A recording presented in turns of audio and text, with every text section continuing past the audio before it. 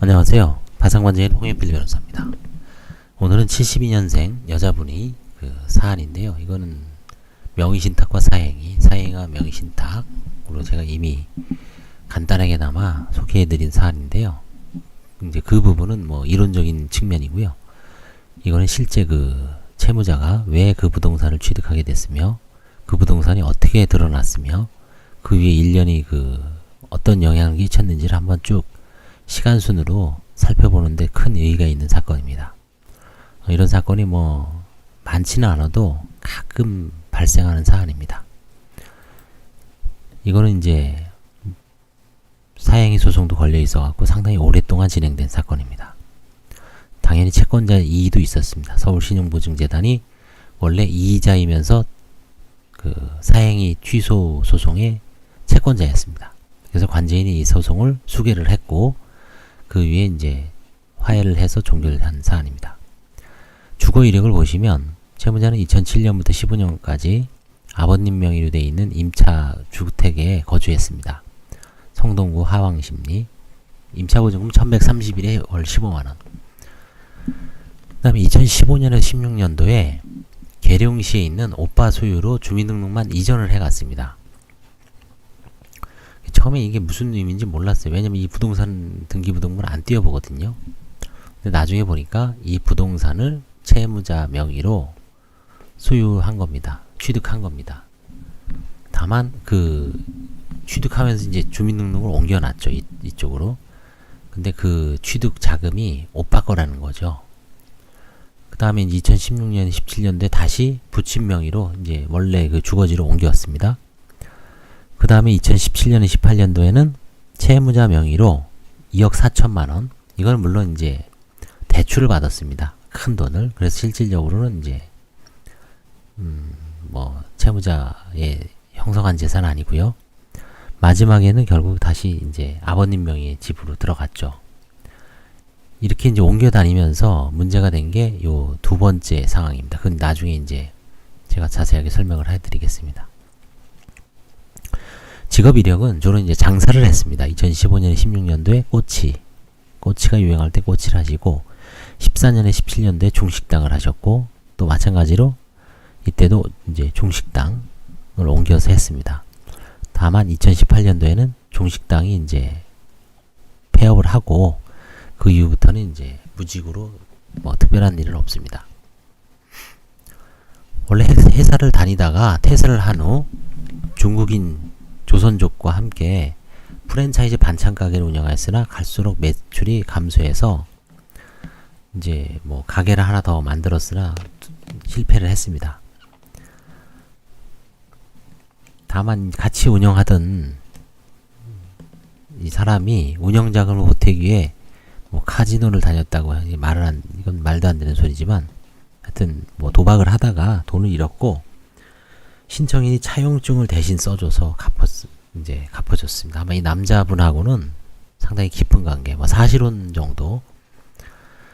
근데 그 사고를 친 이 사람이 시장 상인에게 돈을 빌려 카지노를 계속 다녔고 외국이니까 카지노가 허용되겠죠. 결국 카지노에서 돈을 다 탕진을 하고 이 사람이 이제 국적은 중국이니까 중국으로 이제 튀었습니다. 중국으로 이제 출국을 한 거죠. 그러니까 결국은 국내에 남아있던 이 채무자만 빚을 쫄딱 뭐 매덕을 진 거죠. 아버님 계시고 어머님 계시고. 그래서 파산 채권이 5억 5천입니다. 엄청난 돈이죠. 뭐 모든 금융기관이 다 있습니다. 대부업체, 캐피탈, 카드사, 은행, 그 다음에 대부업체, 그 다음에 이제 자산관리업체, 뭐 금융재단, 서울보증재단 이런 데는 이제 대부분 중소상인들을 위한 대출을 취급을 하죠. 그 다음에 이제 이 주류는 이제 채무자가 중식당이나 꼬치를 운영했으니까 주류업체에서 주류대금이죠. 그 다음에 여기는 대부분 그 이제 상거래 채권입니다. 상거래 채권, 거래처죠. 물품대금 주로. 그래서 이제 엄청난 피해를 끼치고 파산이 이르렀는데 현 채무자 명의 재산은 없습니다. 승용차, 냉탑차가 있는데 이거는 이미 공매 중이기 때문에 환가 실익은 없습니다. 보험, 소액의 보험 해약 환급금이 있고요. 250만원. 부모 재산은 주택임대차 보증금 1000만원이 있습니다. 문제 안 됩니다. 이제 그래서 냉동탑차는 이건 근저당이 있으니까 환가 실익이 없고요. 보험도 금액이 작아서 넘어갔습니다. 여기까지 보면 어떻습니까? 특별하게 문제될 게 없는 사안 같죠. 여기까지는. 이거는 왜냐면 채무자, 부모, 이제 직계비속은 없죠. 자녀는 없으니까 배우자도 이제 사실혼 배우자는 중국으로 갖고 없죠. 서류상으로 드러난 거는 채무자하고 부모 거를 조사를 하면 이 정도입니다. 그러면 특별한 게 없습니다. 사업 실패했고 다만 사실혼 배우자가 외국인으로 카지노에서 탕진한 거를 채무자에게 참 책임을 묻기가 쉽죠. 그걸 사유로 인해서 채무자를 면책 불허가시키기에도 가혹하죠. 그래서 특별한 문제가 없어 보이는데 여기서 이제 문제가 발생합니다. 이 채권자가 이의를 합니다. 거기서 발견된 겁니다. 서울신용보증재단이 이의를 합니다. 이 사유를 한번 볼까요? 채무자가 채무자 소유 유일한 재산이었던 계룡시입니다. 계룡시 아파트를 2016년 12월 2일 누구에게 매도하고 매매 직후인 1월달 동생 누구를 근저당권자라는 채권 최고액 1억 원을 설정한 행위는 650조의 사기 파산죄에 해당한다. 채권자는 수익자, 전득자를 상대로 가액배상 및 근저당권 설정 등의 말소 청구를 구하는 소송을 제기하고 있습니다. 서울중앙법원에. 그래서 이거는 이제 염가매각이나 헐가매각 그리고 이제 불이익한 처분 650조 사기 파산죄에 해당되면 물론이고 면책 불허가 사유에 해당되죠. 외관상은 딱 맞습니다. 이거를 이제 그래서 이제 관제인은 서울신용보증재단이 제기한 이 사행위 취소 부분을 이제 수개를 할 수가 있습니다. 그래서 이거를 수개를 한 다음에 전속관할인 서울회생법원으로 이송 신청을 했습니다. 그리고 이제 부인권 행사를 했습니다. 부인권 행사는 서울신용보증재단은 일부 청구를 한 겁니다. 자기네 채권이 얼마 안 돼요. 한 2천인가요? 그 부분만 취소했습니다. 서울신용보증재단 보겠습니다. 그렇죠. 1287, 1300 우리은행 대위변제금인데 금액이 얼마 안 됩니다.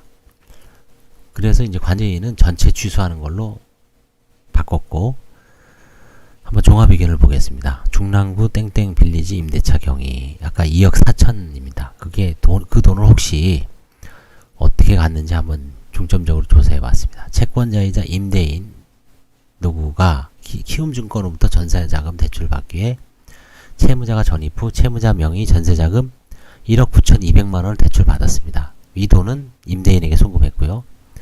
임차보증금 2억 4천만원으로 정화했으나 대출금의 실제 나머지 금액을 지급되지 않았음.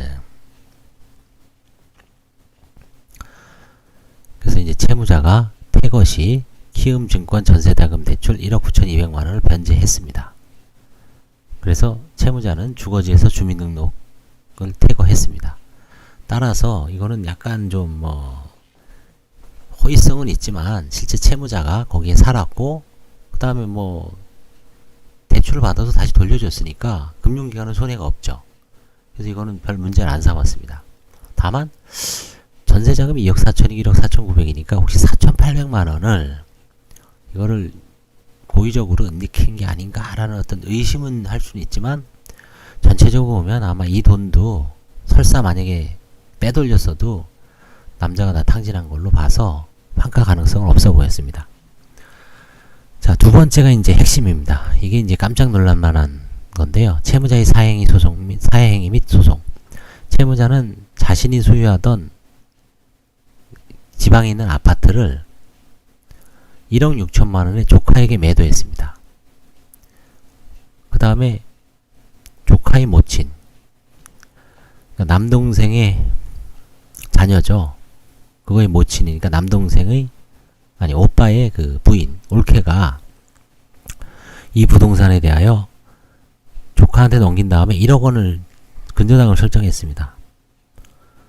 그래서 서울신용보증재단이 근저당권 설정 행위를 사행위를 원인으로 말소등기 청구로 보전하게 처분금지 가처분을 하고 이 조카를 상대로 1166만원의 가압류를 설정했습니다. 가액배상 청구권. 그래서 서울신용보증재단은 채무자 및 조카를 상대로 올케를 상대로 채무자에게는 원래 이제 돈 달라. 조카에게는 부동산을 넘겼죠. 악의의 수익자죠. 올케도 악의의 전득자죠. 근저당 설정이 있으니 근저당 말소하고 조카한테는 다이렉트로 원상회복보다는 가액배상을 청구한 겁니다. 자기네가 요 1166만원만 받으면 되죠. 그러니까 뭐 그걸 굳이 다 넘겨와서 경매할 필요가 없죠. 번거로우니까 요 돈만 주시오. 그래서 어떻게 보면 이 파산 선고를 안 받았으면 이게 간혹 이렇게 종료되는 사안이 있습니다. 그냥 1166만원만 신용보증재단이 딱 받아먹고 이 사건은 종료가 됐습니다. 그런 상태에서 파산이 들어왔으면 마찬가지로 이거는 뭐 부당이득이 아니기 때문에 채권자는 그대로 집행이 종료됐으니까 만족을 얻고요. 다만 관제인은 그 이상을 다시 또 부인 소송을 할 수는 있습니다. 그래서 여기서는 관제인은 파산재판부에 소송 수개 허가 신청을 해서 법원에 허가 후 소송 수개 신청을 했습니다. 그리고 부인권 행사를 했습니다. 그 다음에 이 사행위 취소 청구는 서울회생법원도 이송해달라 그래서 이제 이송시켰고요. 그 다음에 채무자에 대한 금원 청구. 채무자도 이제 이 서울신용보증재단에는 구상금 청구 소송의 대상이죠. 1166만원. 그 부분은 이제 소송을 분리했습니다. 그래서 그 소송은 갖고 오는 게 아닙니다. 그거는 여전히 중앙법원에 있습니다. 부인권 행사 취지로 청구 취지 변경 후 부인권 행사 취지가 왜 중요하냐면 이 전체 채권자를 위해서 원상회복 내지 아니면 그 이득 있죠. 근저당이나 이런 거 인수하고 나머지 차액을 만약에 1억 6천에 이제 매도했죠. 근데 합계가 1억 8,500입니다.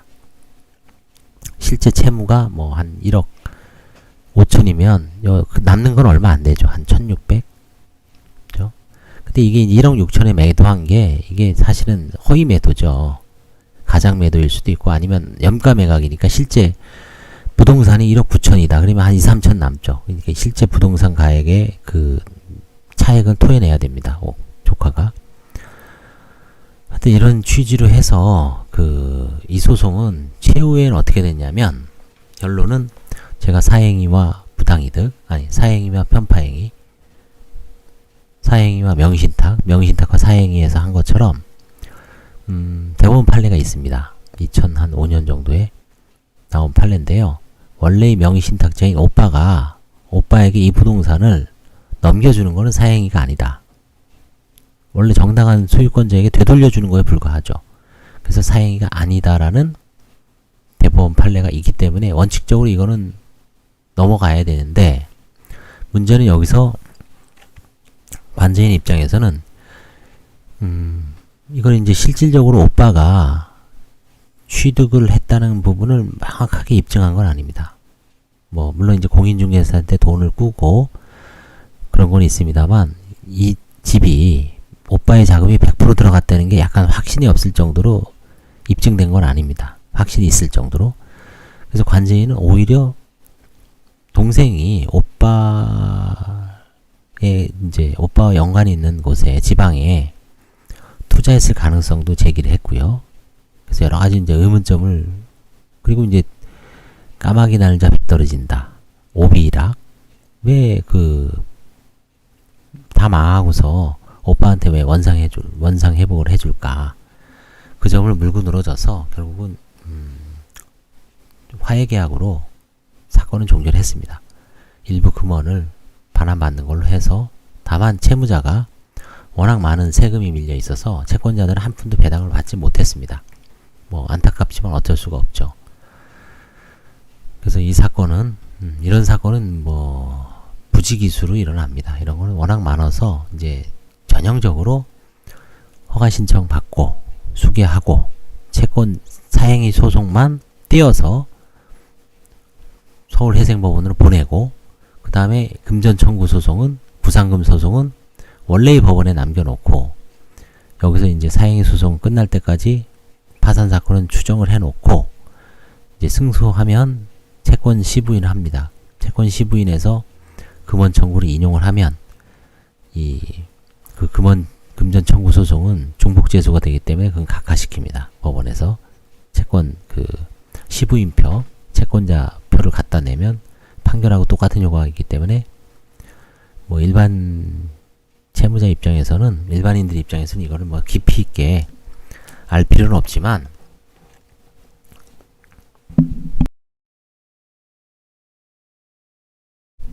이런 거는 알아두시면 됩니다. 최근에 어떤 분이, 그러니까 결국 뭐냐면 법을 떠나서 뭔가 잘못된 일을 하면은, 잘못된 일을 해서 면책 불허가를 받아야 된다는 거는 그건 법을 떠나서도 알고 있습니다. 무슨 얘기냐면 빚을 대량으로 졌어요. 이것저것 해서 사채까지 해서 한 7, 8억을 졌어. 장사하면서.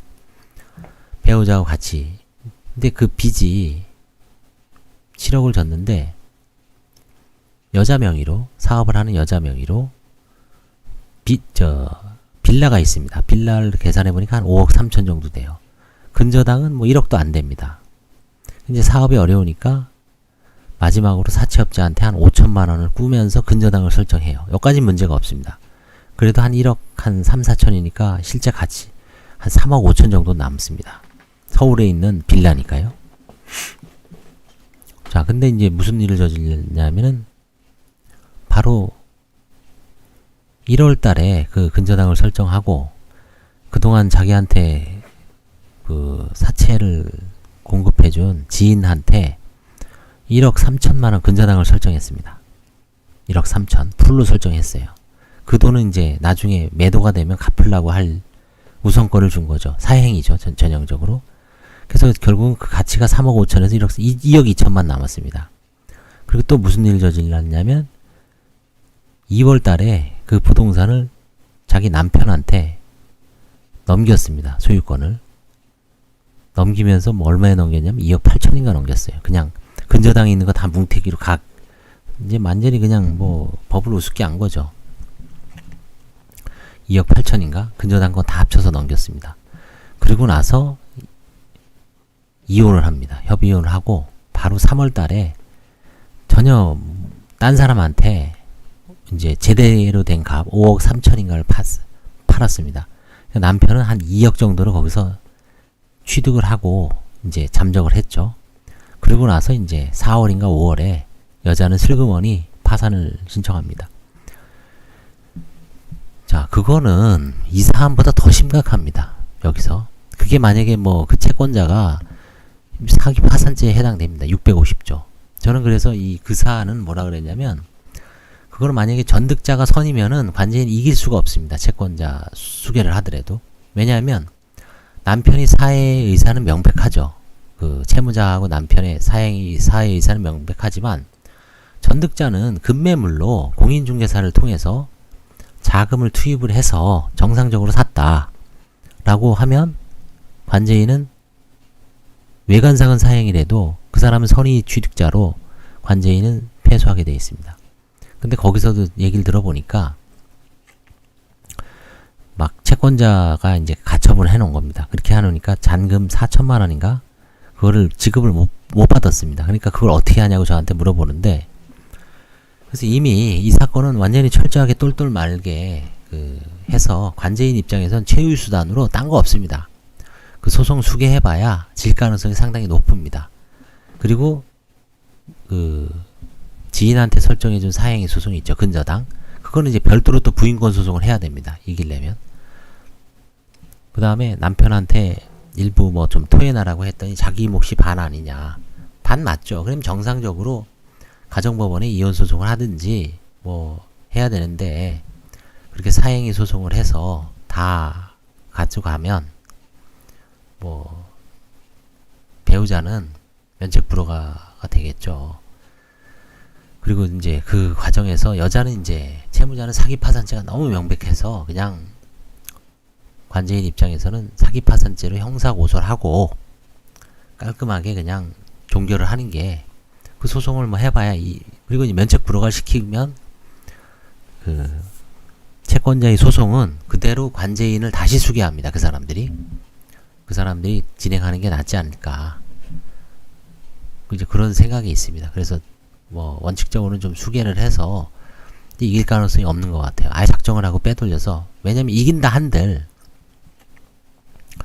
원상회복을 할 수 있을지 일단 한번 뭐 어떻게 되든 일단 고소는 하고 그 돈을 내놓을 것 같지가 않습니다. 그래서 이런 유의 사건이 많지는 않아도 가끔 일어납니다. 가끔.